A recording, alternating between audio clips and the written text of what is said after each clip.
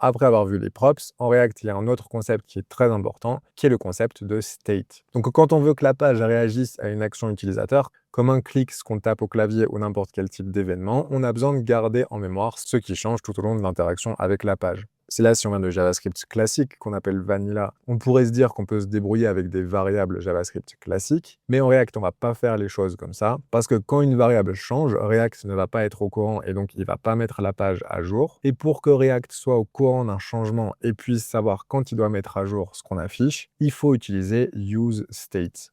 useState, c'est le hook fondamental en React, probablement celui que tu vas le plus utiliser dans tes composants, et il fonctionne comme ça. Déjà, on appelle ça un hook. En fait, c'est une fonction. Hook, c'est simplement pour dire qu'on va aller récupérer une fonctionnalité de React pour pouvoir l'utiliser nous-mêmes. Et c'est le nom qui a été choisi. Ces hooks vont commencer par use quelque chose. On les importe directement depuis React. Et il y en a quelques-uns qui sont très importants qu'il faut simplement retenir. La syntaxe, c'est pas très compliqué. Et je te montre tout ça. Ici, je peux supprimer ce que j'avais fait pour repartir d'une fonction vierge. Et on va faire un cas simple qui est un compteur. Donc pour faire un compteur en React, on a besoin de plusieurs choses. D'abord, on peut décrire le compteur. On peut ici simplement avoir un bouton qui aura comme texte affiché compteur et puis une valeur qu'on va implémenter plus tard. Si j'arrive chez ma page, j'ai donc un bouton où il est mis compteur, deux points, et ici, on s'attend à avoir une valeur. Donc, si on pense variable, on pourrait se dire qu'on aura une valeur, appelons-la count. Et ce qu'on va faire, c'est pas avoir une variable count qu'on met à 0 et puis qu'on incrémente quand il se passe quelque chose. Ce qu'il nous faudrait, c'est la variable et puis une sorte de fonction qu'on peut appeler setCount par exemple. Et cette fonction fasse que count soit incrémenté de 1. Pour faire ça, on pourrait dire que quand on clique sur le bouton, on voudrait que setCount s'exécute. Et donc avec ça, on pourrait se dire que ça fonctionne. Si je rafraîchis, j'appuie, ici, il ne se passe rien. Parce que, en fait, React ne sait pas que quand on clique sur le bouton, setCount est appelé et donc il doit mettre à jour la page. Donc ça, c'est une approche naïve purement JavaScript. Et pour passer de cette approche à une approche React, et que React puisse donc savoir quand mettre à jour la page parce qu'un changement s'est effectué, il faut utiliser useState. Pour utiliser useState, il faut donc l'importer. On peut l'importer depuis React directement. Et ce qu'on va changer ici, c'est que on va faire const et puis faire comme si on voulait un tableau.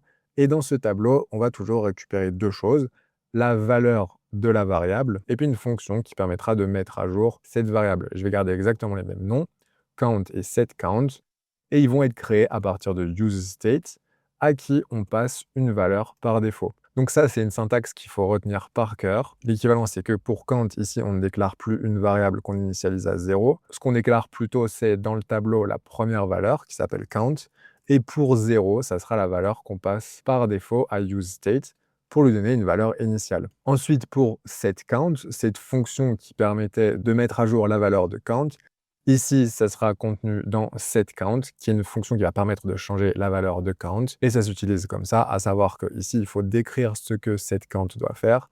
Ce que setCount doit faire, c'est prendre count et lui ajouter 1. Et donc, quand on appelle setCount, la valeur passée entre parenthèses va devenir la nouvelle valeur de count. Si je sauve et que je rafraîchis ma page, j'ai toujours compteur 0. Maintenant, quand je clique dessus, React met bien à jour le DOM comme il faut, parce qu'il a compris que quand j'appuie sur le bouton, onClick est déclenché.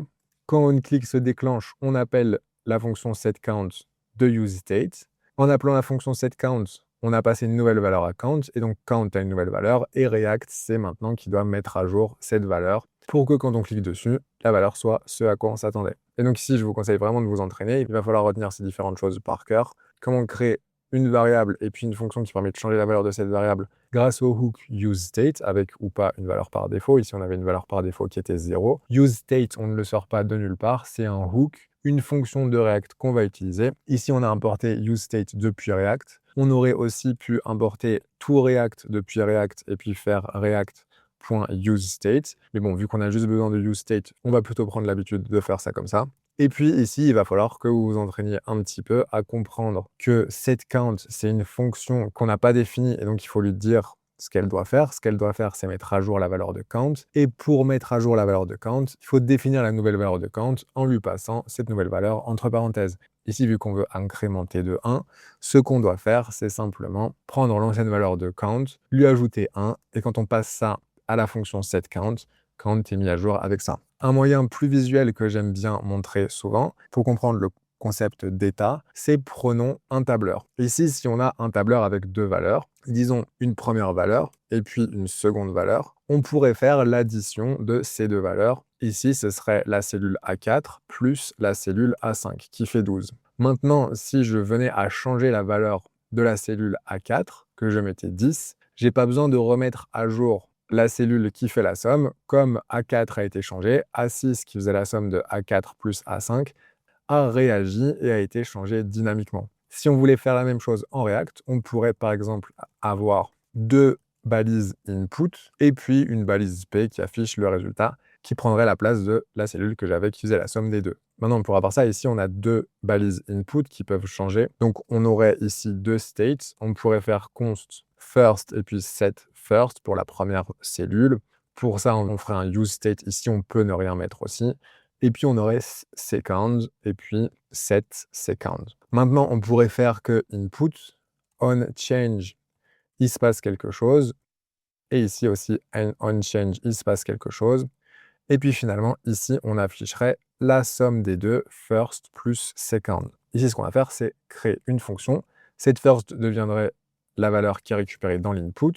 Et la valeur qui est récupérée dans l'input, elle est contenue dans event, et c'est event.target.value.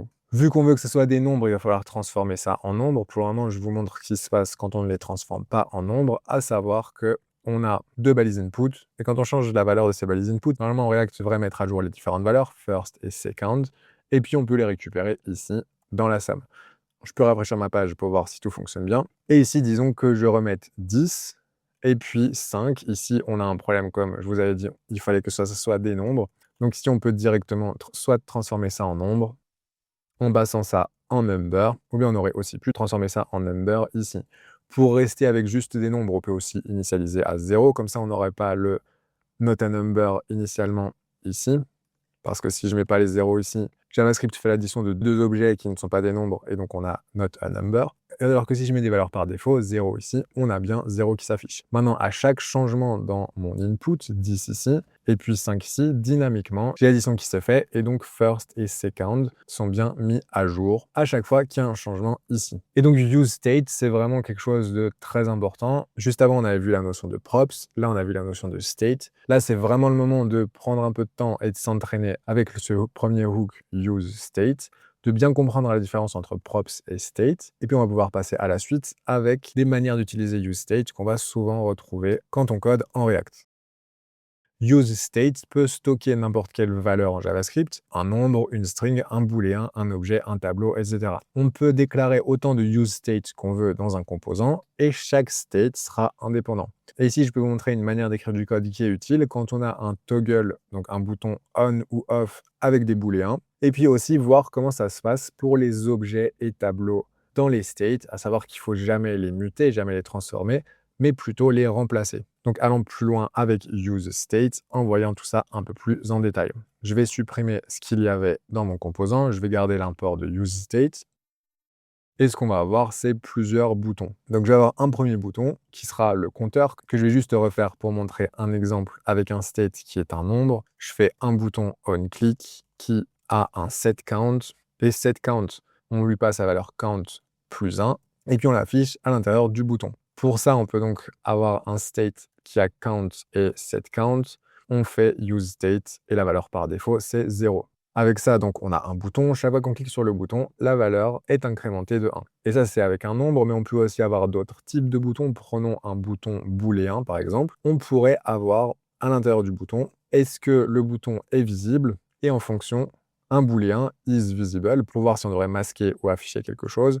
Et on peut justement mettre le texte masqué ou affiché. Au clic sur le bouton, ce qu'on veut faire, c'est toggle, donc passer de masqué à affiché ou affiché vers masqué. Pour ça, ce qu'on peut faire, c'est avoir une fonction qui sera une fonction qu'on récupère grâce au state. Ici, on avait la variable isVisible. Donc, ce qu'on va souvent avoir, c'est le nom de la variable et puis le nom de la variable précédé de set. Donc, ici, je vais avoir set isVisible, comme je vais changer la valeur d'un booléen. Et la nouvelle valeur de mon booléen, c'est si c'était vrai, je veux que ce soit faux. Et si c'était faux, je voudrais que ça soit vrai. Donc, je peux inverser la valeur de isVisible. Pour déclarer ça, je peux créer un autre state avec isVisible et puis set isVisible. visible. Et donc, on fait de nouveau useState, sauf qu'ici, plutôt que passer 0, on pourrait passer un booléen. De base, on pourrait dire que c'est masqué, et si on veut l'afficher, il faudrait appuyer au moins une fois. Si je rafraîchis ça, j'ai un autre bouton, et quand j'affiche dessus, ça passe d'afficher à masquer. Même si pour le moment, on affiche et masque rien, et justement, ce qu'on pourrait afficher ou masquer, ce serait le texte dans une balise P, qui dit « je suis visible » par exemple, et « je suis visible » ne devrait être affiché que si « est visible » est vrai. Ce qu'on peut faire avec le pattern is visible éperluette quelque chose, en fonction de la valeur de is visible ici. Si c'est vrai, alors la condition continue et on affiche ça. Comme ici, on a un et, une condition et. Si ici c'est faux, ça s'arrête là et rien n'est affiché. Si bien que si maintenant je rafraîchis ma page, j'ai affiché. Quand j'affiche, il y a la phrase qui s'affiche. Et quand je masque, la phrase ne s'affiche plus, elle est masquée. Ça, c'est pour des cas simples. Et dans useState, on peut aussi avoir une chaîne de caractères. Mais maintenant, il y a des cas un petit peu plus compliqués, à savoir comment ça se passe avec les tableaux et les objets. Disons par exemple qu'on ait un objet user qui contienne plusieurs choses. Donc cet objet user aurait par exemple un nom, gardons Alice, et puis un âge, disons 27. Maintenant, disons qu'on ait un bouton qui affiche user.nom à user.age en. Quand on clique sur le bouton, il faudrait qu'on ait une forme de setUser qui va faire que user.age devienne user de âge plus 1. Si on transforme ça en state avec le hook useState, on pourrait faire const user setUser égale useState et puis récupérer la valeur par défaut de la variable et passer ça entre parenthèses. Maintenant, je sauve ça, je rafraîchis, j'ai Alice à 27 ans. Et si je clique dessus, là, j'ai tout perdu. Si j'ai tout perdu, c'est pour une raison simple, c'est parce que setUser ici est une fonction qui va écraser la valeur de user par ce qu'on lui passe entre parenthèses, sauf que là, ici, dans user, il y a un objet qui a deux clés, nom et âge. Et par contre, quand j'appuie sur le bouton, j'appelle setUser et setUser va écraser tout ça par user de âge plus 1. Et user de âge plus 1, ça fait 28. Et donc ici, quand j'essaye de lire user.nom, j'essaie de lire 28.nom, il n'y a rien qui va s'afficher. Et pareil pour user.âge, 28.âge ne va pas fonctionner. Je peux vous montrer ça en faisant console.log user. Maintenant, si je rafraîchis, j'ouvre ma console. Ici, j'ai bien l'objet nom Alice âge 27. Et si j'appuie sur mon bouton, par contre, j'ai 28 qui s'affiche. Donc, pour pallier à ça, il va falloir ici récupérer tout ce qui composait l'objet user et recréer un objet en mettant à jour la clé âge, qui ici devrait être 28. Une première possibilité pour faire ça, c'est garder nom égale user.nom et puis faire âge et lui dire user de âge plus 1. Et donc maintenant, si j'ai ça, j'écrase bien mon objet par un nouvel objet qui a bien deux clés, nom et âge. Nom reste le même, par contre, âge devient user de âge plus 1. Si je rafraîchis ma page, que j'appuie, maintenant, ça fonctionne bien.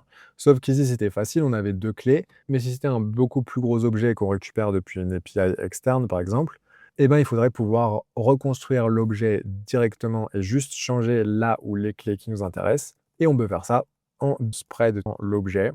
Ça veut dire en récupérant toutes ces clés et puis en écrasant la clé âge par ce qu'on veut modifier. Globalement, ce que ça fait ici, c'est qu'on a, en faisant trois petits points user, on a refait nom qui vaut Alice, et puis âge égale 27, et puis on a refait âge égale 27, ici 27 plus 1.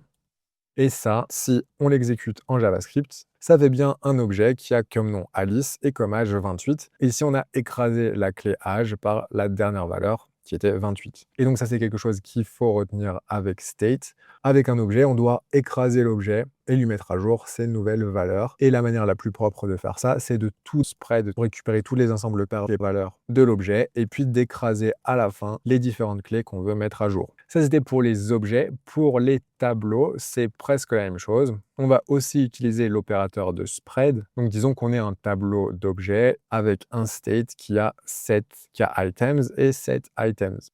Ici, on peut donc créer useState et lui passer un tableau de base. Disons qu'on ait un tableau de langage de programmation. On peut avoir C, JavaScript et Python dedans. Ici, on peut de nouveau avoir un bouton. Dans mon bouton, on pourra avoir une action qui est ajouter un langage, par exemple. Et ce qu'on va faire, c'est que on click, on va appeler setItems Et ici, pour dire qu'il faut ajouter quelque chose dans le tableau, on va écraser la valeur de items par un autre tableau. Dans cet autre tableau, on va encore spread toutes les valeurs qui sont déjà dans items, et puis on va lui rajouter quelque chose. Ici, disons qu'on veuille ajouter Rust. Et après, on pourrait aussi dire, entre parenthèses, qu'on a items.length langage. Si je rafraîchis ici, on voit que j'ai 3 langages, et quand j'appuie dessus, j'en ai 4. Si je continue à appuyer, j'augmente de 1, et en fait, j'aurai un tableau avec C, JS, Python, Rust, Rust, Rust, Rust, Rust. Donc, c'est comme ça qu'on peut ajouter des éléments. Ici, je peux vous le montrer d'ailleurs en utilisant un map que je vous réexpliquerai plus en détail plus tard. Je pourrais faire un UL qui a autant de balises ELI qu'il y a de langages, à savoir items.map. Map nous donne accès à langage. Et ici, on peut avoir un ELI qui aurait une clé qu'il ne faut pas oublier. Et ici, on a ça. Ici, peut-être aussi qu'on va avoir plusieurs Rust. Donc, on pourrait aussi avoir un index. Et donc, pour éviter d'avoir des problèmes de clés, on pourrait plutôt utiliser l'index plutôt que le nom du langage. Ici, je pourrais donc ajouter un langage. J'ai Rust, j'en appuie, j'ai de nouveau Rust, etc., etc. On appuie sur le bouton et on peut ajouter des choses dans le tableau ici. Si on ajoute tout le temps la même chose, mais on aurait pu avoir un cas où on ajoute d'autres choses. Un dernier exemple avec les tableaux, c'est qu'on peut aussi supprimer des choses. Et donc, pour supprimer des choses, on pourrait, par exemple, plutôt que recréer un tableau spread tous les éléments qui sont déjà dans le tableau et ajouter un autre élément, ici Rust, on aurait pu avoir un filter pour filtrer en fonction de certaines conditions. Ici, par exemple, on pourrait avoir filter, et donc on aurait des langages L. Et ce qu'on pourrait faire, c'est qu'on va garder les éléments que s'ils sont différents de Python, par exemple. Et donc ici, on pourrait supprimer Python. Et donc, on aurait maintenant un nouveau bouton. Et quand j'appuie sur supprimer Python, j'ai écrasé mon tableau par mon tableau sur lequel je filtre. J'applique la méthode filter. Filter qui s'attend à recevoir un callback, une fonction qui va renvoyer vrai ou faux. Quand ça renvoie vrai, on garde l'élément. Quand ça renvoie faux, on ne garde pas l'élément. Et ici, la comparaison, c'était on va garder l'élément s'il est différent de Python. Ce qui fait que quand on appuie sur le bouton, ça supprime Python. Je peux rafraîchir. Quand j'appuie ici, en passant par la fonction filter, on va supprimer Python parce que c'est le seul cas où ça renvoie faux. Elle n'est pas différente de Python, elle est bien égale à Python. Donc, ça supprime Python. Et avec ça, donc, on a vu des exemples de use state avec des nombres, avec des booléens, avec des objets et avec des tableaux. On a aussi vu comment utiliser filter dans un tableau, ça fonctionnerait aussi avec des objets. Mais sinon, on continue avec le hook suivant qui va être important, qui est use effect. Et si tu veux apprendre use effect, clique sur la vidéo qui apparaît maintenant à l'écran.